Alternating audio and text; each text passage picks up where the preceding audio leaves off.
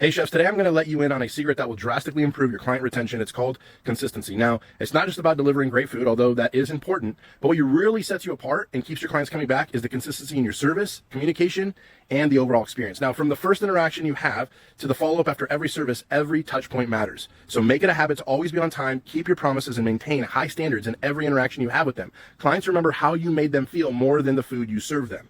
Now, here's another key point. Personalizing every experience gets the job done. Get to know your clients. Get to know their preferences. When clients see that you're attentive to the details and genuinely care about their experience, they'll be more likely to book you again and again. And finally, don't forget to stay in touch with them between bookings. A simple thank you note or a message checking in with them can go a long way and really keep you at the top of their mind. Okay, if you want more tips on how to grow and maintain a successful personal chef business, check out the resources in our link in our bio, wherever you're seeing this video. So remember, consistency and personalization are your best friends when it comes to client retention. I hope that helps you guys.